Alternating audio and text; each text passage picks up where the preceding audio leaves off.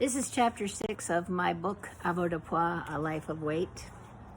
And the epigraph is from Barbara Kingsolver. School is about 2 parts ABCs to 50 parts Where Do I Stand in the Great Pecking Order of Humankind. Barbara Kingsolver. In 1960, Ruby Bridges, a 6-year-old African-American girl, was the first student to integrate a school in New Orleans. She and her mother were escorted to the first day by 4 federal marshals. She walked past crowds of people shouting at her. One woman had a black baby doll in a coffin.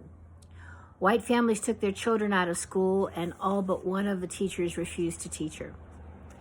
I was a 7-year-old fat kid wearing the 2 tight dresses that my Aunt Wanda had bought for me that summer, my ankle socks and saddle shoes. My hair pulled into tight braids by Grandma fought the restraining rubber bands.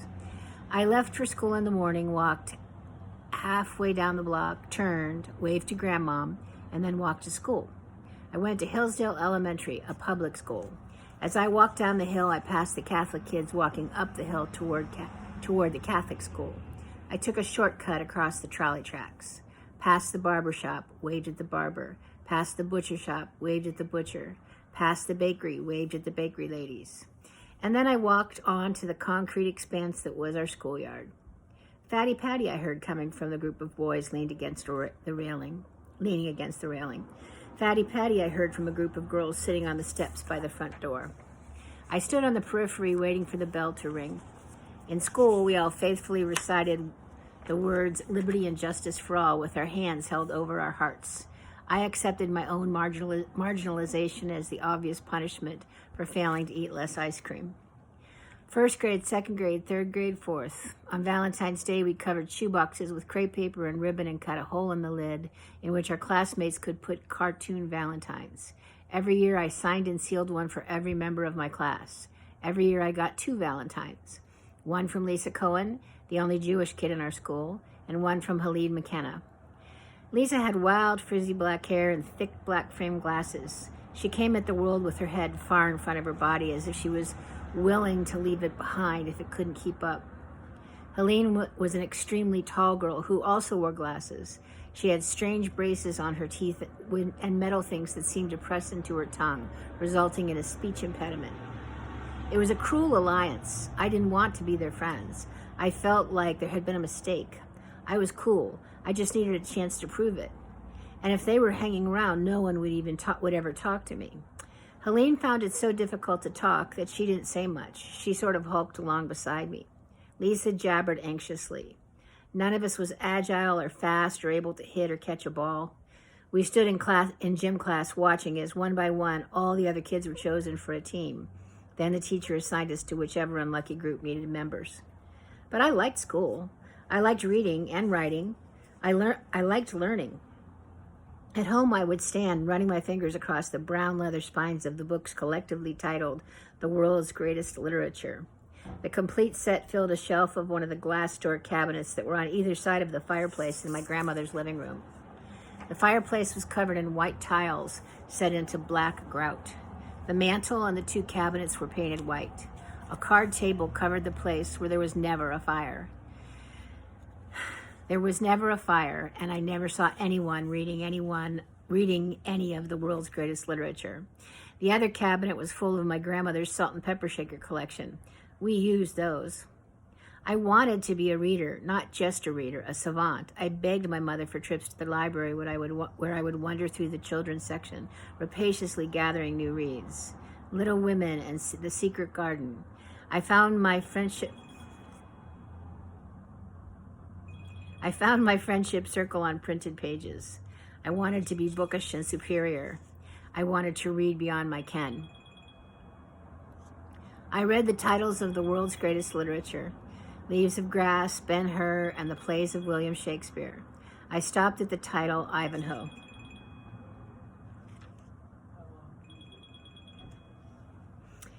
This was the one. I sat in my grandma's upholstered chair, pushed my hands through the fringe of the oriental lampshade, and pulled the chain 3 times through the brightest light. I began to read. Immediately there were words I did not know, lots of them. Not to be deterred, I pulled out the Webster's and looked up the first 3. Half a page in 20 minutes. This was harder than I anticipated. My grandfather walked into the room. "What are you doing?" he asked. I was eager to reveal my new scholarly identity. I tipped the book so that he could read the title. "I'm reading this," I said, trying to appear nonchalant. He guffawed. "That's not a good book for you." "It is a good book. I like it." "Try Last of the Mohicans. Now that's a book." He looked into the cabinet, pulled out the work by James Fenimore Cooper, also in the canon of the world's greatest literature. "Have you read it?" I asked. "No, but it's about Indians." "I don't want to read about Indians. I want to read Ivanhoe." "Pop-up," I asked. "What's a Saxon?"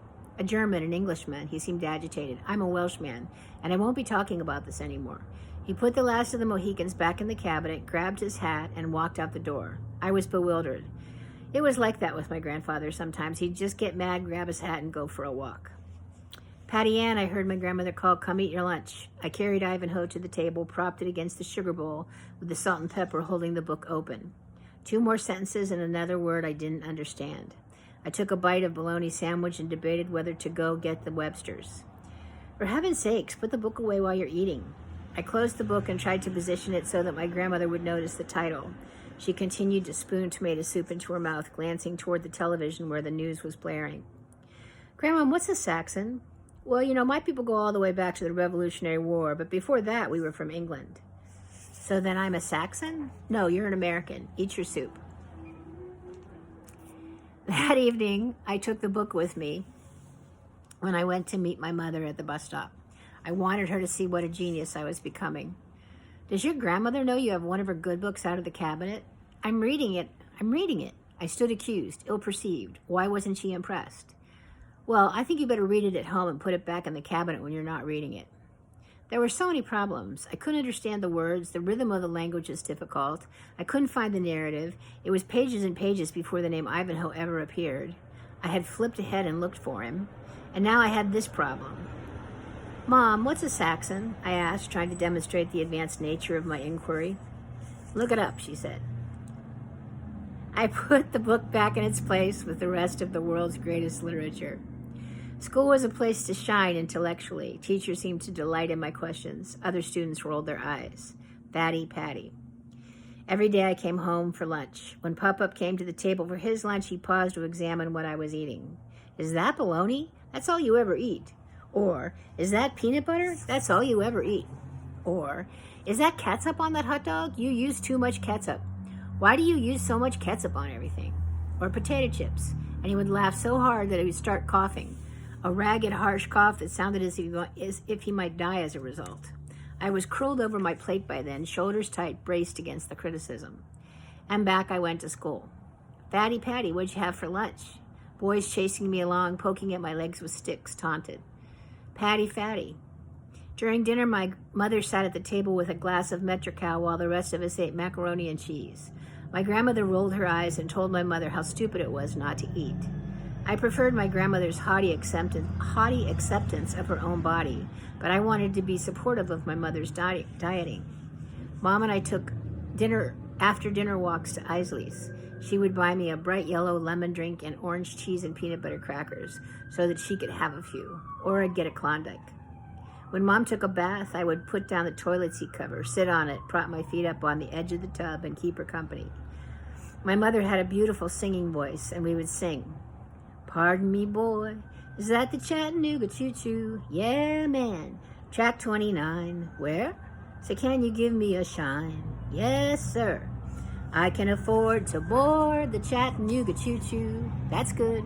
I got my fare. All of it? And just a trifle to spare." Mom and I were a singing team, fated for the Broadway stage. All the troubles of the day would fade away into the steamy bathroom air. We went to Mount Lebanon Methodist Church. We went to choir practice, Sunday school, and church suppers. I loved the church. I loved the picture of Jesus hanging in the hall. I loved the ministers. Reverend Trevor was the first minister. He was tall with dark black hair and brown eyes, but he wasn't as comfortable with kids as Reverend Fenstermaker. Reverend Fenstermaker was short and pudgy and balding. He was quick with a joke and a smile.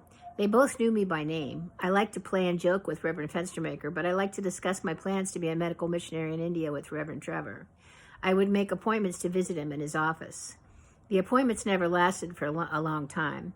I talked about loving Jesus and wanting to go tell the world. He listened and told me he was proud of me. And once in a while, one of the women at church would grab my face in her hands and say something like, "You poor girl, you never got to have a childhood." I was having a childhood, wasn't I? I would look to my mother for some kind of explanation. She would pull her shoulders back, straighten her neck, and raise her eyebrows. "Well, they think that because I divorced your father, you aren't having a childhood." "Grandmom says he's dead." "He's not dead, we're divorced. Grandmom just doesn't believe in divorce." But why does she lie? It's not really a lie, it's just the way she wants to see it. Sometimes it's best to tell people what they want to hear. Don't forget that your grandparents are very kind to let us live here and take care of you while I'm at work. This is their house. Are we ever going to have a house? Hopefully someday. Her shoulders would fall a little. She would look a bit tired and worried. Don't they know God is my father? God answered my prayer. I tried not to wonder about my father. I wanted to prove to the church ladies I didn't need him. I had my mother. I had God the Father and special meetings with Reverend Trevor in his office. I went to church after school to stare at the stained glass windows, running a constant internal dialogue with God. I wondered if God wished I used rosaries when I prayed. Once a month, I would come home from school to find the living room transformed into an obstacle course. There were 2 card tables with 8 elderly women sitting in teams of 4. Mrs. Betts grabbed my arm and squeezed. "She's big, but she's solid." Mrs. Foster said, "It's baby fat. She'll grow out of it." Mrs. Davis said, "You better get her glands checked." Everyone had an opinion and felt entitled to voice those opinions, complete with pokes and squeezes. My grandmother continued to beam approval at me. "There's angel food cake in the kitchen. Have some milk with it." My grandmother was a good cook, but she had a limited repertoire. She made pork chops with canned mushroom soup. She made lots of casseroles. She tended to overcook vegetables. And she made meatloaf either with ham or beef, at least once a week. I hated meatloaf. I took the meatloaf out of my mouth and hid it in my napkin until I could leave the table, clutching the napkin all the way to the garbage can. Under the dining room table, there was a shelf in which an extra section of the table was stored. I watched the adults for moments of distraction in which I could sneak pieces of meatloaf to that shelf. It was an elaborate process that involved pretending to drop a napkin or pieces of silverware. Later, I would go back and take the meatloaf to the garbage. These subterfuges served me well until a day when my mother was dusting the legs of the table and found a stash of dried-up meatloaf that I'd forgotten. The minute I heard her call my name, I knew something was wrong. When she confronted me with a dust rag full of dried pieces of meat, I had no defense. At the end of every meal, I turned to my mother and asked to be excused. The next time grandmother served meatloaf, Mom watched my every move and refused to give me permission to leave the table until I had finished eating my portion. I sat there choking down the smallest bites possible. Behind me in the living room, everyone else was watching Rawhide, my favorite Western, on the television. It was cruel. It was the cruelest punishment. I loved Rawhide. I loved television. Television changed things. In 1960, Massachusetts, Senator John F. Kennedy and Vice President Nixon met for a series of 4 televised debates. Pale and perspiring, Nixon was no match for the handsome Kennedy, mostly because what folks remembered were not his ideas, but that he was sweating. In 1961, Kennedy won the presidential election. I sat cross-legged in front of our black and white television and learned a new kind of politics, the politics of beauty. President Kennedy was a Democrat and a Catholic and the grandson of a bootlegger and was the youngest man ever elected to the office. He was charming and articulate, and when he said, "Ask not what your country can do for you, ask what you can do for your country," I wanted to ask. In the Republican Pittsburgh House, where no one drank, Kennedy was the son of a bootlegger. But in the Democratic Missouri House, he was the shining possibility of what it meant to be American. I pictured myself accepting a public service award for him for my work helping people in India on television. He'd shake my hand and give me that big tooth smile. Jackie would smile and adjust her pillbox hand. Caroline and John would want to play with me, but I was older than they were, and I'd be busy because the president would want to talk to me, a daughter of the American Revolution, about public policy. I'd pat them on the head and smile at Jackie before he and I went off to the Oval Office. And then President Kennedy launched the President Council on Physical Fitness. To be a good American was to be trim and fit. I don't remember if I heard the speech in which he said, There is nothing, I think, more unfortunate than to have a soft, chubby, fat-looking children who go to watch their school play basketball every Saturday and regard that as their week's exercise. I did sit-ups and leg lifts and longed to be as beautiful as the Kennedy family. In November of 1963, I was in gym. Helene and Lisa and I were standing at the edge of the room while the other kids practiced square dancing. "At least we don't have to put on our uniforms," said Lisa. Changing into a uniform was always misery. I'd try to find a corner of the locker room, pull the shorts under my skirt, and hold off removing my dress for as long as possible. I'd glance around the locker room to see if everyone was busy dressing and quickly pull the dress over my head. In that brief moment of partial nudity, I prayed that no one would look over and see the rolls of belly under my shorts, but someone usually did. Fatty Patty. I'd tug at the top of the uniform, press on the snaps that held it together, prayed that they would not pop during class. God didn't answer every prayer. But on that day, I was wearing a plaid blue dress with a full skirt. I stood with Lisa and Helene on the edge of the gym. Square dancing in gym class was the only time the boys and girls were in class together. When the teacher instructed us to pick partners, kids paired off quickly, leaving the three of us to dance with each other, or not at all. After one mortifying attempt at dancing with Helene, in which her height and my weight defied grace, the teacher allowed us to stand on the side. We didn't have to put on our gym uniforms, but we were still the sad and the weird and waiting for the bell to ring to rescue us from shame. When it rang, the teacher asked us to line up against the wall and wait to go to our homerooms. And then with a shaky voice, she announced that the president had been shot.